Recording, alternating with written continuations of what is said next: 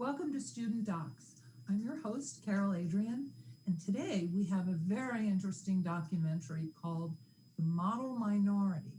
And it's a film by Stephen Pooh, who graduated from Germantown Friends School after growing up in Beijing, China, and is now a freshman at Stanford University in California, where he's coming to us from where he's coming to us today.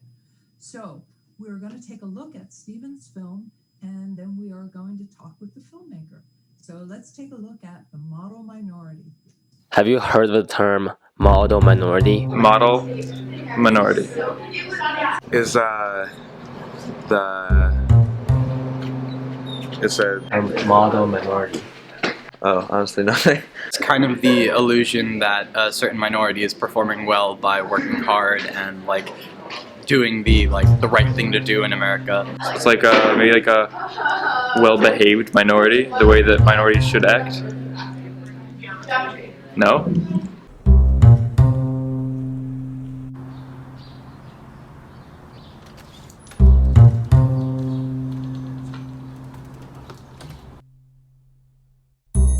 My name is Stephen Pooh. I'm an international student and I go to Germantown Friends School in Philadelphia. I've been in the States for 2 years, and originally I'm from Beijing, China. Funny thing was, when I first came here, every time I run into an Asian-looking person, I wanted to speak Chinese to them. And I think that was because back home, I was the majority, and every time you see somebody that looks Chinese or Asian, you assume that they are of the same origin as you do, but actually that's not the case.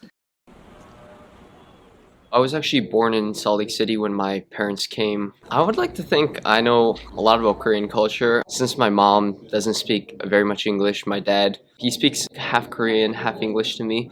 But when I would go home after school, all I would say is hi, bye, how was school? I would be like, oh, it was okay, all in Korean, but just very simple things. Especially once we moved to New Jersey, there wasn't a big Korean community. It was just where I lived is a very affluent white community, so not that many people know about Korean culture, and even if they are Korean, they don't speak Korean. David is the guy that I met during a summer program at Tsinghua University. I was working with a program called Experience in China. We started talking about the questions that I've had living in the States for a year. We engaged a lot of deep conversation about identity and his experiences growing up, which sometimes I can relate to living in the States. The moment I felt separated from the Korean culture, or I was having this clash between am I an American or am I a Korean, was probably when I moved to New Jersey. So I was like one of maybe another Asian kid, and that was just me. And I was like, in class, they would be like making Asian jokes, so I was like constantly confused. They're like, it was just really hard growing up that way. And at one point, I was just like, I don't want to be Korean anymore. I want to be an American. I want to be white, just like my friends.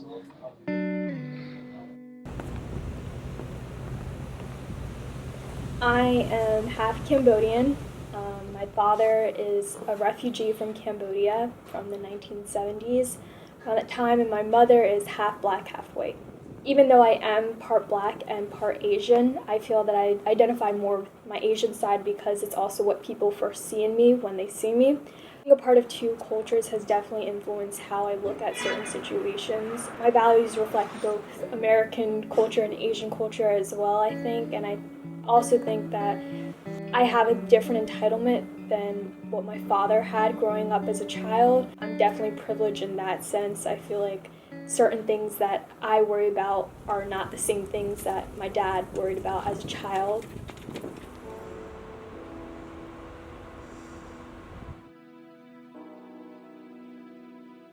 I'm Argentine American. My parents moved from Argentina about 30 years ago. I was born and raised in New York City, particularly in Harlem. I went to public high school in Harlem, mostly black and brown, so Hispanic community. Everyone in New York is an immigrant. That's the whole thing about New York, is that everyone comes from somewhere else. And being a New Yorker to me is being raised there, but it doesn't necessarily mean that I feel American. So growing up in Harlem where everyone else is like that, like it kind of feels like this like weird home where like people understand me, and I didn't realize that there was something for them to understand until I left that area and was finally with people who are like Americans. And by Americans, I mean like many generations back. And I was like, wow, what I grew up with is not the norm. When we talk about history or social studies, it's rarely ever in reference to Asian culture and society. So most of it's just from like friends of mine or reading like books I read, like the Joy Luck Club or Memoirs of a Geisha. So it combines this like stereotypical identity, and unfortunately it also groups a lot of Asia, at least Northern and Eastern Asia, into this nucleus. Colorism is the idea of privileging light-skinned people, this concept of discrimination based on skin color, and the attached social meanings to the color of your skin. Together, we are all beautiful. We are all worth it. The color of your skin does not define you. In fact, let me remind you, equality, liberty, together we all deserve it. After knowing some of the situation about the Asian community in the States, I decided to know more about it. And around a year and a half ago, I decided to join a program called Aspire. It is a student-led program at the University of Pennsylvania. Growing up, it was a little weird for me because I went to a predominantly white school. I was like usually the only Asian one there. There would be like a lot of racism and things that I have to deal with. And the thing about that was that I always felt alone, and I couldn't be around people that sort of looked like me and could sort of relate to me. I heard about Aspire like through friends. They told me about their experiences. I figured that I needed to go to a program to educate myself more about my heritage. This is my third year in Aspire. So I've been involved in Aspire since I was a freshman. So freshman year, I was a facilitator. And sophomore year, I was co-chair curriculum. And so this year, I'm chair. I definitely hope to achieve, I think with Aspire, a community, basically. So even though Aspire is like a mentorship program, we talk a lot about kind of issues of identity and issues relating to the Asian American Pacific Islander community, and really having open-ended discussions and learning from each other through this program. But I think like the most important goal is to foster a community that people can feel safe in a space where everyone is able to really like share their experiences and learn from each other. There's like an interesting article, like Asian American men in romantic dating markets. So like even if like you're rich and like you have high status, like they're not socially accepted for like partners. It kind of opened my eyes again, because when like I'm in America, and like so there's so many like comments that people throw at you, and like you get used to it and you don't really notice it until somebody actually presents it and put it right in front of you and say, oh wow, this is actually wrong. I mean, I didn't really think about it like that. Most like comments I get, good or bad, I like, you know, it goes to the back of my mind. I don't really think about it, and then being an Aspire just brought it back up. I came to the United States at age 15, having grown up in Hong Kong, and I have lived here for the past 19 years. I gained American citizenship last year. Currently work at Germantown Friends school. I'm a history teacher here. My elder brother actually went to a boarding school, and I was interested, so I tried going to a summer school at Phillips Andover, and I really enjoyed it. And so after that, I applied for regular school and got in, and I attended for 3 years. There are a lot of small cultural things that made it challenging for the first 2 years of my experience. So anything like the way people speak, like sarcasm of people's jokes, different view on world affairs and perspectives, both, I mean, like in terms of people not really knowing much about Hong Kong, and people really like knowing quite a bit. All of those things, I think, got some getting used to, because in Hong Kong, I was in the majority, racially, ethnically, and coming to the United States, I was not, but linguistically, I was still in the majority. Stephen, you grew up in China, You came here as a teenager just a few short years ago, and now you're on the West Coast at Stanford. But I wanted to ask, when you first came to the U.S., what surprised you about it? That's a very good question. Actually, I mean, having grown up in Beijing for 15, 16 years, there are a lot of cultural shocks, but I would say one of the most shocks that I've experienced is how, when I came to Philadelphia, when I walked through the center city part, especially the Chinatown, that's where I feel the most kind of cultural shock, because it doesn't look, although it's called Chinatown, but it doesn't look like home to me at all. I think it's very interesting because where I grew up in Beijing, like the streets, how people live, how people shop, it's very modernized, and it's a very I would say it's a very advanced system compared to what I sort of saw in the Chinatown part in Philadelphia. It's very shocking to me, and then that's why that's actually part of the reason why I started thinking on the topics related to my project. When I watched your film, I do think that's interesting, and I thought about it last night, what you said, that people who came here and established the Chinatowns probably came from an earlier, more traditional part of Chinese culture, which they re-established here. But now the actual Chinese culture has advanced significantly beyond that. So it must be like visiting the 1940s or something if you've come recently from China. But when I watched your film, at first I thought, oh, this is going to be about discrimination. But then as I watched, I thought, no, maybe it's more about assimilation into a different culture. But by the end, I felt it was more about identity. How would you describe it?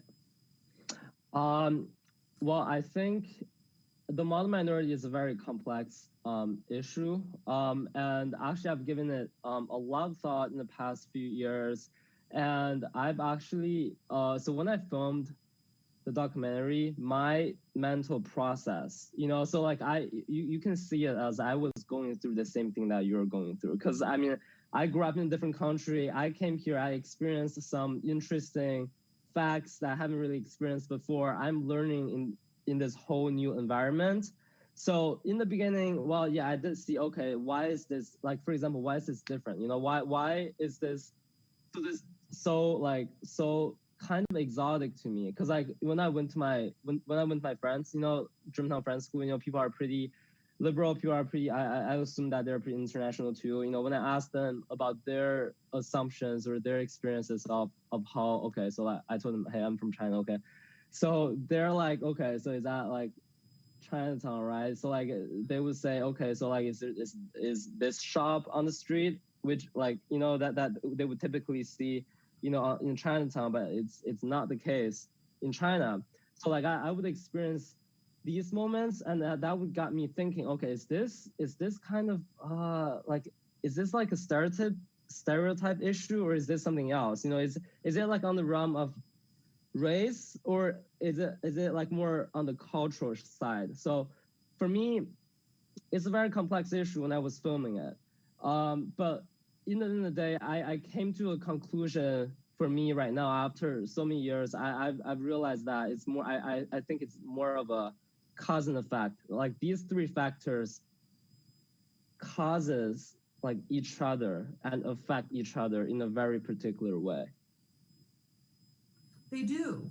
And I also must congratulate you on, you dealt with a really hot button topic.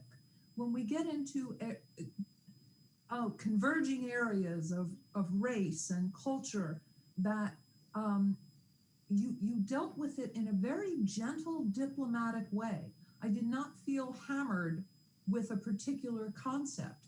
It was more like an introduction to another way of thinking about it. And I realized it's really more of a complex issue than I even realized.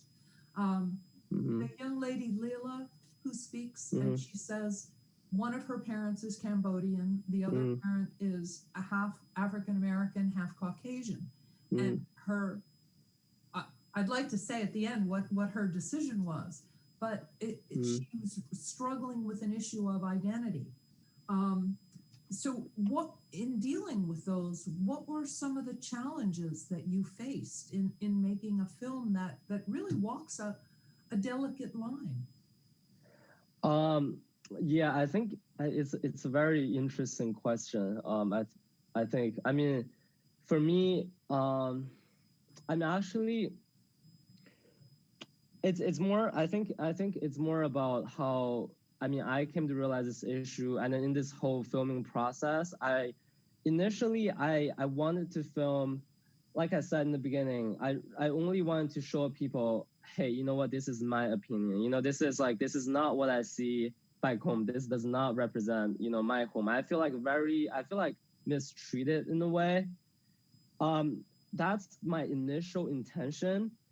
But as I've gotten more into this topic, I realized, okay, this is not just about me. You know, it's really about so many other people in this community of so many other different backgrounds. You know, in a way, if I really made the film that's sort of assertive, too much of my own opinion, that's literally, I would say it would just ruin the dynamic, you know. And then like that's something that I realized, maybe if at the beginning when I first started making this film, I wanted to make a film that's in that way, so that, okay, you know, I want to tell you that, hey, this is my opinion, like it's different from what I think. But then I realized that that's not the way to go when you want to start a conversation. You know, I think that's something that I learned much from GFS a lot, because we do a lot of, you know, community conversations, and I ended up realizing that, you know, like the right way to sort of, you know, to push through is to start a topic, is to start a conversation, to get people interested in this topic, and they'll make decisions for themselves. You can make decisions for them in a way. You'll get them interested. You'll connect the little dots they see from the film. Well, maybe in their life, there is a Leela in their life. There is a person, there's a friend in their life. And then when they watch the film, they're like, oh my God, so like that's what she thinks, or that's what she's experiencing. Okay, so I'm making the film to sort of give them the option to connect the little dots in their lives. And then maybe they'll see, oh, okay, so that's how, maybe I'll think from this perspective tomorrow. So that's, in the end of the day, that's what I try to do. I think you did that, and that's not an easy thing to do. I really liked how many different people you asked the same question in the beginning, because right away we get the sense of everybody has a different perspective on it, and so many different perspectives from varying backgrounds. And also you made the point that because someone's from Asia, there are a lot of countries in Asia with very different cultures and backgrounds. So were you thinking about that as well? Yeah, totally. I think for me, one of my biggest realizations of you know, this pluralism, this really, you know, this diverse of perspective was when I really went to, actually my friend Leela, the girl that I interviewed, she first introduced me to this program at Penn called Aspire. Because in the beginning, what does that stand for? I'm sorry. So Aspire stands for, essentially it's a program that sort of guide or provide community opportunities for local Asian American teenagers, to sort of guide them through their, you know, their everyday life. If they have any like questions in terms of their cultures, or, you know, or identities. It's essentially this kind of community program. And I think in my film, I spent a lot of time talking about this program, and I actually interviewed the director of that program as well. So yeah, so when I went to the program, they were I thought I would expect, I would expect seeing so many Chinese people or people that I can like obviously relate to. But in the end of the day, I'm like, oh my god, there's so many other people of different backgrounds there. I'm just saying, as I'm saying this as really just as a international student's perspective, because American society is very different. There are a lot of backgrounds, and diversity in it, and then it took a long time for me to get used to it as well. So when I spent such a long time in that program, I realized, okay, there are so many there's so many stories into different branches of different cultures, and I have to, I had a hunch that I want to include them in the narrative that I sort of put forward. It sounds like you ran into something which is common, I think, to documentary filmmakers, where you go in with an idea and a focus. And the deeper you go, the bigger the ripple effect. And you realize, wow, there's more to it over here. There's a different perspective over there. I think you do make that point very well in the film, that it's not just, you can say, well, Chinese, American, it's really including people from a wide variety of backgrounds. Was that a challenge in the interviews, or did that just evolve naturally? What do you mean? Like, did you realize, you didn't realize going in it was going to be as diverse as it is? Mm-hmm. So right. Did you have to adjust your thinking or questioning or interviewing in any way? Yeah, now that I think back, I think it really came down to sort of my process of realization as well, because just to give you a little insight of how this project, I had this idea probably mid 2018, and then that's when I attended this international summer program at Tsinghua University, and there were so many people from different countries. And as an intern there, I was like, okay, I spoke to the director. I spoke to the director of the organization that I was interning for. You know what? I see you have a really nice camera. Can I just borrow it for like two hours? I kind of want to, like, I have this little side project I want to make. And they said yes. Oh, really? Right on the spot? Yeah, because at the lab, I think this is one of my, I don't know, I feel like as a filmmaker, I consider myself as an opportunist, and I think for all the filmmakers out there, it's very important to sort of, hey, if you see that opportunity, you gotta get it, even if you have that camera or not, like you just have to capture that moment, You do, because it may not come around again. I know. Yeah. I totally agree. And then so what ended up happening was that they said yes. So literally throughout the whole week, I had the chance to interview several people, which made sort of like, which jump started my project, I would say. Like their interview material, like the things they said, like they gave me an initial idea of what this thing's gonna look like, and what sort of like my initial like dynamic, like some dynamic that's strong enough for me to sort of like keep rolling this snowball. Let's say, for example, I think David, he's one of the first he's one of the first people that I interviewed. He said something that really caught my eye, and I'm like, okay, maybe the next person I interview, I kind of want to ask this question, and then the next person could literally be on the other side of the world, like maybe 3 months later, if I see this person, oh my god, this person is so interested in this topic, I literally shoot this person an email, I'll be like, hey, can you be on this interview? Yeah, so that's how I sort of like got the momentum forward, and then just like sort of like include more and more enriching questions like as I go along. So I think that's a great piece of advice for other filmmakers, that you have to be an opportunist of the moment, because that moment may not come back again. Um, so I would like to end this on something else that Leela said at the end. Now, we saw a clip of your film, not the whole thing, but I do recommend it. It's a wonderful piece.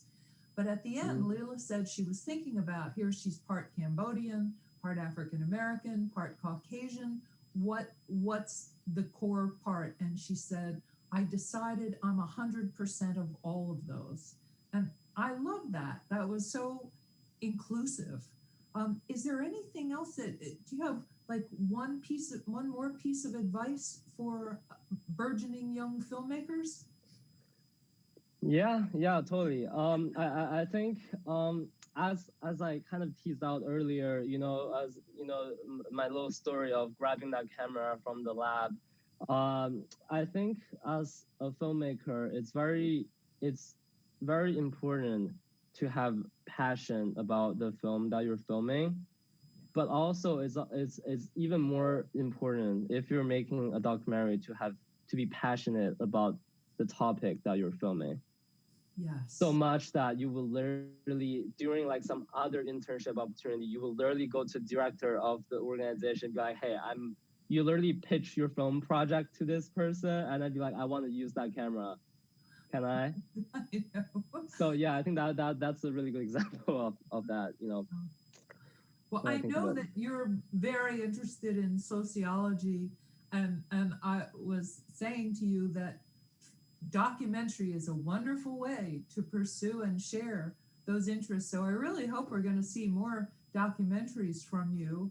And in the meantime, I want to thank you so much for joining us. I know you took time out from class, and I really, really appreciate it. I hope we'll have you back for your next film. And I want to say to our audience, if you take anything from this interview, we hope that you will embrace the individual, mysterious, wonderful, multifaceted identity that is you. So please join us next time on Student Docs.